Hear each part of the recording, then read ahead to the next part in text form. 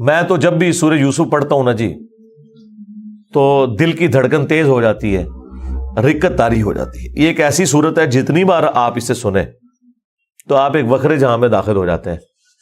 کیا سوز و گداز ہے، ایک شخص جو اللہ کا پیغمبر ہے اسے اپنے بھائیوں سے تکلیف اٹھانی پڑ رہی ہے، جو کہ خود ایک پیغمبر کی اولاد ہے، کافر بھی نہیں ہے، اور پھر اللہ تبارک و تعالیٰ انہیں کہاں سے اٹھا کر اس وقت کی جو سب سے بڑی آپ سمجھ لیں امپائر تھی، اس کی سب سے کرٹیکل پوسٹ کے اوپر پہنچا دیتے ہیں۔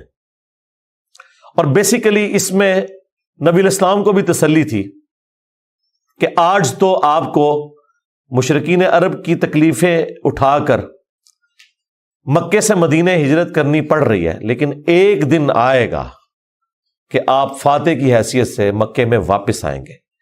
جس طرح آپ کے قبیلے کے لوگوں نے، قریش نے، جو اعلان نبوت سے پہلے آپ سے اتنی محبت کرتے تھے کہ آپ کو صادق اور امین کہتے تھے، اس لیول پہ آپ سے دشمنی نبھائی کہ آپ کو اپنا علاقہ چھوڑنا پڑ گیا۔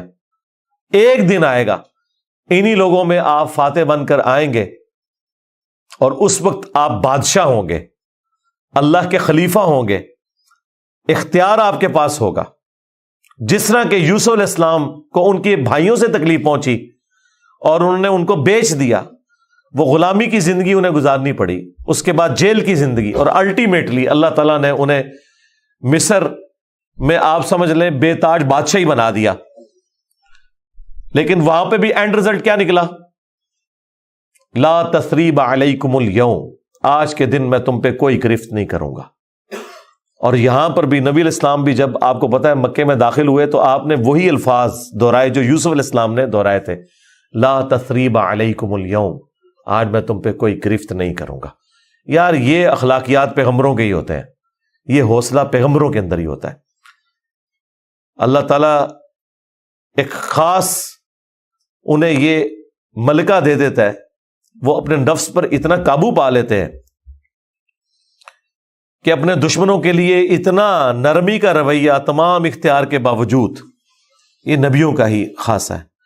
اللہ تعالیٰ ہمیں بھی اس طرح کے اخلاق میں سے حصہ عطا فرمائے، آمین۔ اچھا، ایران والوں نے یوسف علیہ السلام کی پوری یہ جو بایوگرافی سورہ یوسف میں آئی ہے، اس کے اوپر ایک تفصیلی فلم 45 اقساط کے اوپر بنائی ہے فارسی زبان کے اندر، اور کئی زبانوں میں اس کی ڈبنگ ہو چکی ہے۔ عربی کے اندر ہو چکی ہے ڈبنگ، اردو زبان کے اندر پیغام والے جو ہیں کراچی کے پروفیشنل ڈبنگ انہوں نے کی ہے۔ آپ کو لگتا ہی نہیں یہ اردو میں فلم بنی ہے یا فارسی میں، اتنی پروفیشنل اس کی ڈبنگ ہے۔ اس میں انہوں نے وہ پورے حالات و واقعات فلمائے ہیں اور آپ کو اس زمانے میں پہنچا دیا ہے۔ آپ یوسف علیہ السلام کے جو قید کے سال ہیں نا، وہ آپ کو بس وہ اس فلم کو دیکھ کے اندازہ ہوگا کہ یہ کیا تکلیف ہے جو انہوں نے کاٹی ہے، اور ایک چھوٹے سے بچے نے جو تکلیفیں اپنے بھائیوں سے کاٹی، ایسا بچہ کہ جس کی ماں بھی فوت ہو چکی ہے۔ میں کہتا ہوں نہیں، وہ فلم تو آپ جتنی بار دیکھیں، وہ ڈرامہ سیریل، انسان کے آنسو نہیں رکتے جس پرفیکشن کے ساتھ انہوں نے اسے فلمایا، اور ریالٹی تو اس سے بھی زیادہ دردناک ہوگی۔ تو ظاہر ہے اب یہ ایک فلم بن چکی ہے، اور میں نہیں سمجھتا کہ وہ مسلمان جو روزانہ ہالی ووڈ یا بالی ووڈ کی فلمیں دیکھ کر سوتے ہیں، ان سے یہ ڈرامہ سیریل مس ہو جائے۔ انہیں ضرور دیکھنی چاہیے، اور توحید جس طریقے سے انہوں نے اس میں بیان کی ہے، کمال کی توحید بیان کی ہے۔ چند ایک جگہوں پہ آپ کو اختلاف ہو سکتا ہے، لیکن اوورآل جس طریقے سے انہوں نے اسے فلمایا، ایک صحیح ایمان جو ایک مسلمان کے دل میں جاگزی ہونا چاہیے، وہ انہوں نے واقعی اس کے اندر فلما دیا۔ میں شروع میں ایک بلو پرنٹ کے طور پر سورہ یوسف میں جو یوسف علیہ السلام کی بایوگرافی آئی ہے وہ بیان کر دیتا ہوں، مختصر سی، تفصیلی میں نہیں کروں گا تاکہ آپ کا ٹیسٹ خراب نہ ہو۔ پھر آپ جب ان آیات سے گزریں گے تو آپ اس ٹیسٹ کو فیل کریں گے۔ یوسف علیہ السلام چونکہ حضرت یعقوب علیہ السلام کے بیٹے تھے، اور ظاہر ہے کہ ان کی لیگیسی کو آگے کسی نے تو لے کے چلنا تھا۔ یوسف علیہ السلام کہ 11 بھائی تھے، ان میں سے ایک بنیامین تھے، جو ایسے بھائی تھے کہ ماں اور باپ دونوں کامن تھے، اور باقی جو 10 بھائی تھے وہ دوسری والدہ سے تھے ان کے، وہ خالہ بھی لگتی تھی ان کی، یوسف علیہ السلام کی، اور ظاہر ہے کہ ماں بھی تھی کیونکہ ان کے والد نے ان سے نکاح کیا ہوا تھا۔ 10 بیٹے اس ماں سے تھے، 2 یہ تھے، اور آپس میں ان کا ایک حسد والا معاملہ ہو گیا شیطان کی وجہ سے، ظاہر ہے کہ اب باپ کی لیگیسی کو کس نے آگے لے کے چلنا ہے، وہ ظاہر ہے وہ تو باپ نے تو ڈیسائیڈ ہی نہیں کرنا، وہ تو اللہ نے ڈیسائیڈ کرنا ہے۔ اب یوسف علیہ السلام کو اللہ تعالیٰ نے ایک خواب دکھایا، اور خواب انبیاء کے حق میں وحی الہی ہوتا ہے۔ بخاری مسلم میں حدیث ہے کہ خواب نبوت کا 46واں حصہ ہے۔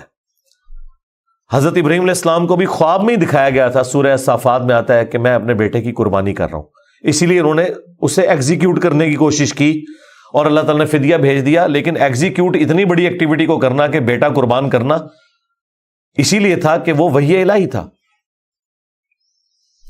یوسف علیہ السلام کو اللہ تعالیٰ نے چھوٹی عمر کے اندر ہی 10-12 سال کی عمر میں ہی یہ خواب دکھایا کہ 11 ستارے اور سورج اور چاند انہیں سجدہ کر رہے ہیں۔ اس خواب کا ذکر انہوں نے اپنے والد سے کیا۔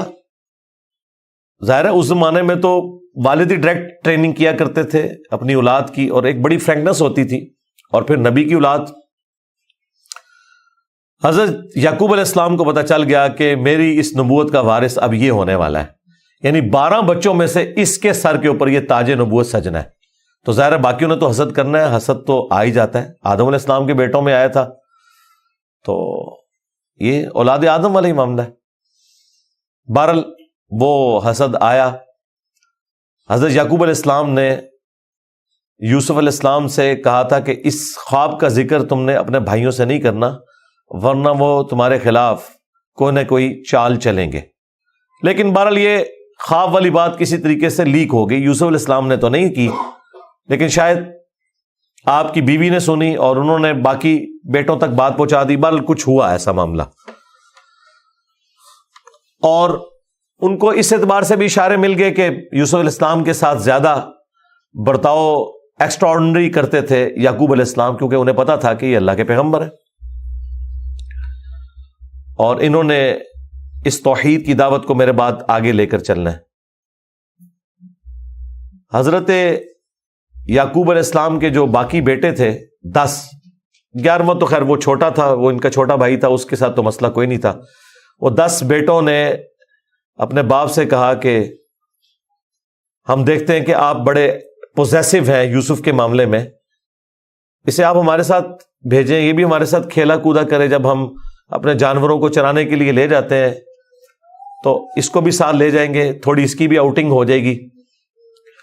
تو حضرت یعقوب علیہ السلام کو یہ بات کلک کر گئی کہ یہ کچھ کرنا چاہتے ہیں، ان کو تو اندازہ ہی نہیں تھا کہ اتنی بڑی آزمائش ان کا انتظار کر رہی ہے۔ یار 40 سال کی جدائی آپ امیجن کریں، اور قرآن میں آیا کہ وہ نابینا ہو گئے تھے رو رو کے، اس تکلیف سے وہ گزرے۔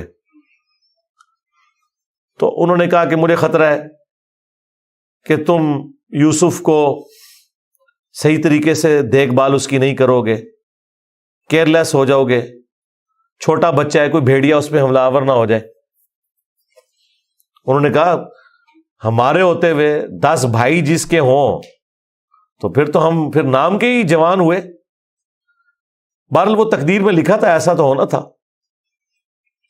یوسف علیہ السلام نے وہاں پہنچنا ہی تھا جہاں اللہ تعالیٰ نے انہیں اتنا بڑا منصب عطا کرنا تھا۔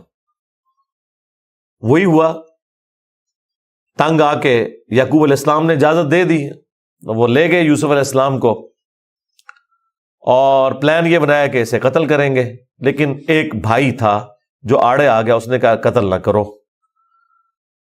ہے تو ہمارا بھائی، ہم اسے کسی کنویں میں ڈال دیتے ہیں، اور ان زمانوں میں جو قافلے گزرا کرتے تھے وہ کنویں پہ پانی کے لیے رکتے تھے، تو ہو سکتا ہے کہ کوئی نکالے تو یہ اس کے ساتھ ہی چلا جائے، جان چھوٹ جائے، قتل نہ کرو۔ اور اس میں وہ یہ بھی کہتے ہیں کہ ہم اس وقت تو یہ ایکٹیویٹی کرتے ہیں، پھر بعد میں اللہ سے توبہ مانگ لیں گے، اللہ تعالیٰ بڑا بخشنے والا مہربان ہے، جو کچھ بھی ہے تیرے محبوب کی امت سے۔ یہ بھی قرآن میں نقل ہوا ہے، وہی سیم مینٹالٹی آگے چل رہی ہے، بعد میں نیک بن جائیں گے۔ اور انہوں نے ڈرامہ بازی یہ کی کہ یوسف علیہ السلام کے کرتے کے اوپر کسی بھیڑیے کا خون مال لیا اور کہا کہ ہم تو اسے سامان کے پاس چھوڑ کے گئے تھے، پیچھے سے بھیڑیا آیا اور یوسف کو کھا گیا، اور یہ اس کی قمیض ہے۔ عشاء کے وقت روتے ہوئے آئے، رات کے وقت قرآن کے الفاظ ہیں۔ حضرت یعقوب علیہ السلام کو سمجھ آ گئی کہ یہ میری آزمائش شروع ہو گئی ہے، کیونکہ توحید ایک ننگی تلوار ہے۔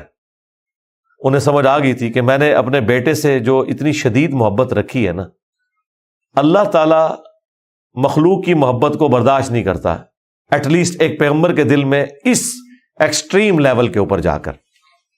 تو میری آزمائش شروع ہو گئی اب۔